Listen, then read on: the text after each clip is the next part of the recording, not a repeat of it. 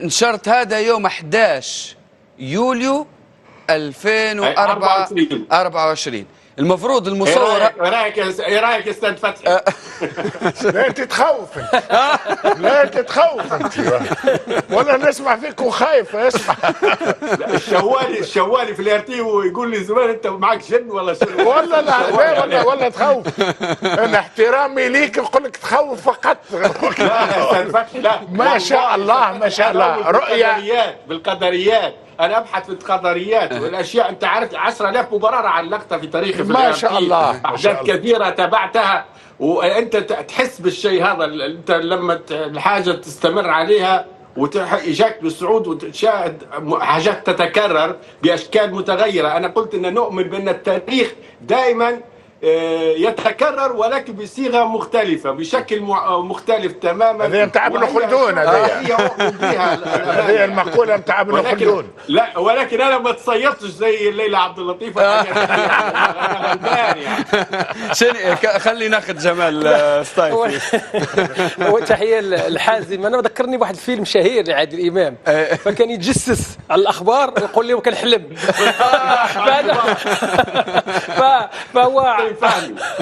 فهو فيلم شهير يعني لعادل امام. مع الكبار مع حسين فهمي. نعم صحيح مع الكبار صحيح.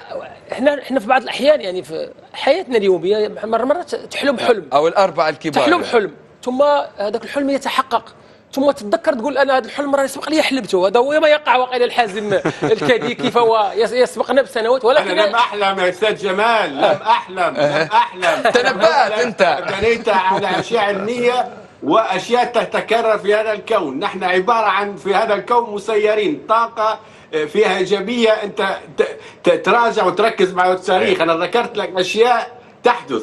انت تو تحسب لي تقول لي مثلا خذ صوره ميسي كان عمره 20 سنه في الصوره التي التقطها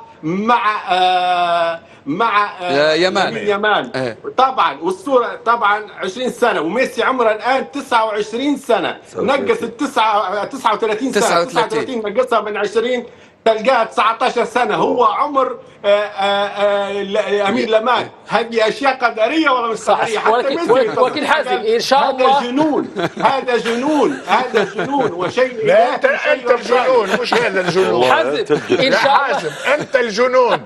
ان شاء الله تتنبأ بكل شيء الا باسبانيا غدوه تربح. لا ان شاء الله. شوف ان شاء الله حازم ان شاء الله النظريه ديالك كامله تستفاد. فتحي انت من عشاق كريستيانو رونالدو.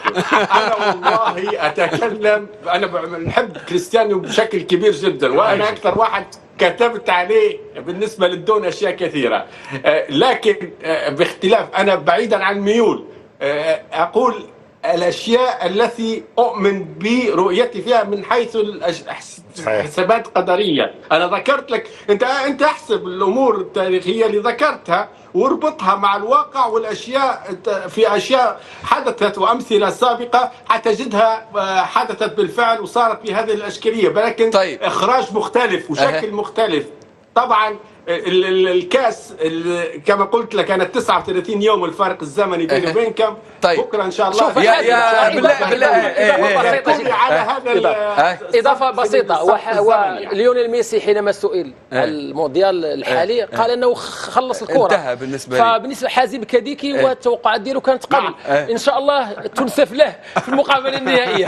طيب كابتن حازم انا بدك في هذا المحور قلت الارجنتين فايزه غدوه. نقدر ناخذ منك النتيجه 2-1 واحتماليه ان تمتد الى الاشواط الاضافيه. طيب لا يا استاذ حازم امان قاعد تعب فينا راهو تعبنا ياسر. طيب خلينا في هذا الاطار. خلينا نتفرج ونرتاح. توقع 2-1 توقعك.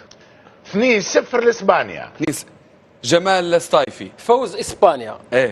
نتيجه الفوز اسبانيا باي نتيجه ما يجيبها الا تزيري الكاس. هذا الراجل خلص المونديال انت ما المباراة عنده وتفرج عليها. استاذ حازم مساء الخير.